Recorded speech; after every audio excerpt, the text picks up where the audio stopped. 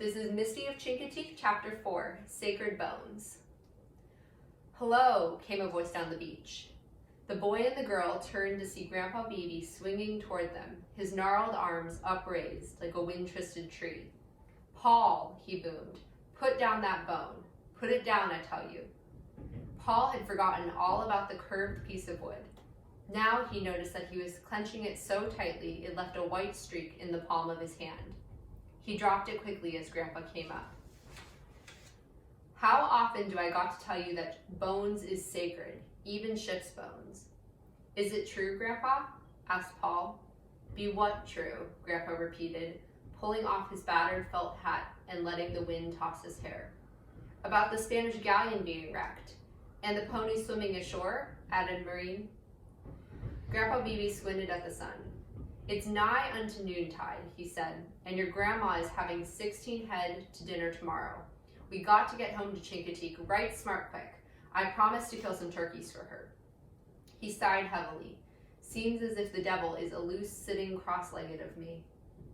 But he made no move to go. Instead, he squatted down on the beach, muttering, "Don't see why she's got to parboil 'em today." Then he took off his boots and socks and dug his toes in the sand, like fiddler crabs scuttling for home. "Feels good, don't it?" he said with a grin. He looked from Paul to Marine and back again. "You know," he went on, and he began to rub the bristles of his ear, as he always did when he was happy. "You know, the best thing about having 14 head of children is you're bound to get one or two good grandchildren out in the lot." "Grandpa," reminded Paul, "is it true about the Spanish galleon and the ponies? Or is it a legend like folks over on the mainland say?" "Of course it's true," replied Grandpa, with a little show of irritation. "All the wild herds on Chincoteague be descendants of a bunch of Spanish horses. They wasn't wild to begin with, mind you. They just went a little wild within their freedom." Marine did a quick little leap, like a colt bucking. "Then it's not a legend," she rejoiced. "It's not a legend." "Who said it wasn't a legend?" Grandpa explained. "Course it's a legend, but legends be only stories as is true."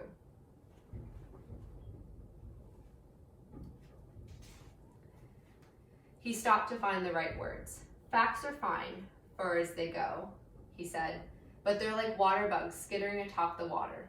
Legends now, they go deep down and bring up the heart of the story."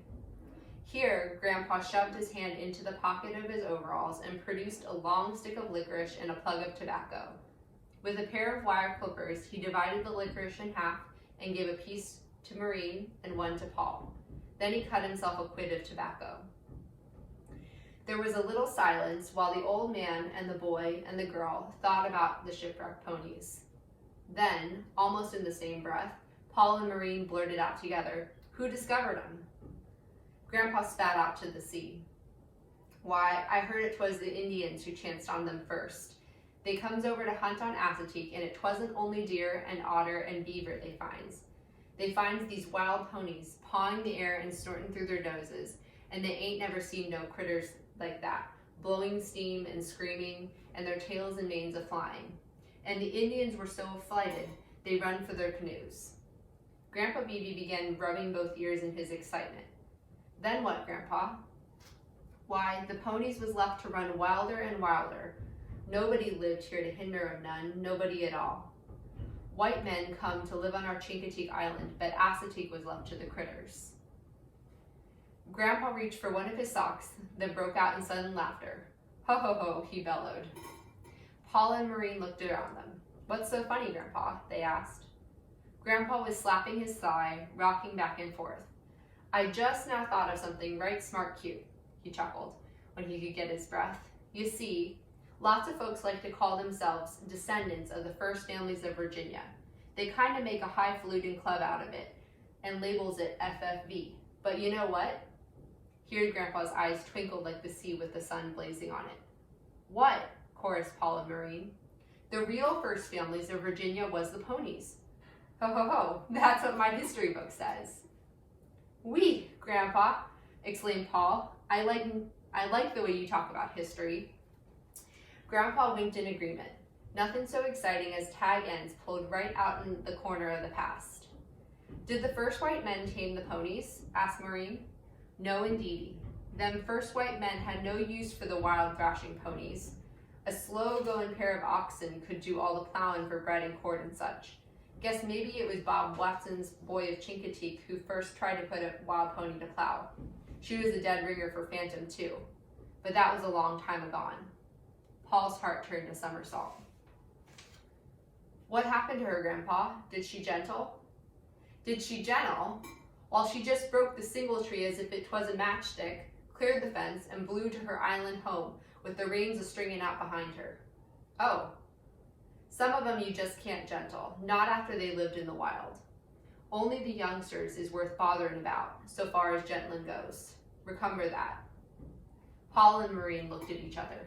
They were thinking of their secret plan to own the Phantom. Grandpa Beebe began putting on his socks and his shoes. Likely the game warden is done checking up on the wild birds. I promised to meet him at Tom's Cove afore the tide ebbs bare. But, he added as he pulled on his boots, I know my tides, and I'll give you time for one more question. Maureen looked to Paul. You ask, Paul. Paul jumped to his feet. How could he ask just one question when dozens popped up in his mind? He began picking up fiddler crabs furiously, as if that would help him to think. Finally, he turned to Grandpa. It's about Pony Penning Day, he blurted out. How did it start? It was plain to see that Grandpa Beebe liked that question. He began rubbing the bristles of one ear and then the other. 'Twas this way, he said. In the yesterdays, when their corn was laid up, folks on Chincoteague got to yearnin' for a big holiday. So they sails over to Assateague and rounds up all the wild ponies. 'Twas big sport. Like hunting buffalo or deer? Asked Paul. Exactly like that. Only they didn't kill the ponies, just rounded them up for the fun of the chase. Then they cut out a few of the younglings to gentle, tried some roping and rough riding of the wild ones, ate a big dinner of outdoor pot pie, and comes back to home to Chincoteague. By and by, they add something to the fun. They swum the ponies across the channel to Chincoteague and put on a big show. 'Twas so exciting, folks come as far as New York to see it. And afore we knowed it, we was selling off some colts to the mainlanders. Why did they sell the wild things? Asked Maureen. Why, echoed Grandpa. Why, ponies was overrun in Assateague. They was getting thick as raisins in a pie. That thick, Grandpa? Asked Maureen, her eyes rounded. Well, maybe not that thick, grinned Grandpa. Don't keep interrupting, Grandpa, exclaimed Paul. Today it's just the same, Grandpa said slowly. Along toward the tail end of July, when the ponies is done with the fightin' and the foalin', and the watermen is tired of planting oysters, then we all get hankering for a celebration. So the men folk round up the ponies, the women folk bake meat pot pie, and there you are. Only now, outside a few horsemen like me, the fire department owns most of the wild ponies, and a good thing it is for Chincoteague. Why is it? 'Cause all the money they make from selling them goes to our firefighting apparatus. Grandpa Beebe rose stiffly. Come on, you two. I ain't got time for school yet. That's what me and Grandpa pays taxes for. Besides, we've been a-sitting here so long, the sand is liable to drift up over us and make us another white clipped out'n us. It's time we get back home to Chincoteague and Grandma's turkeys.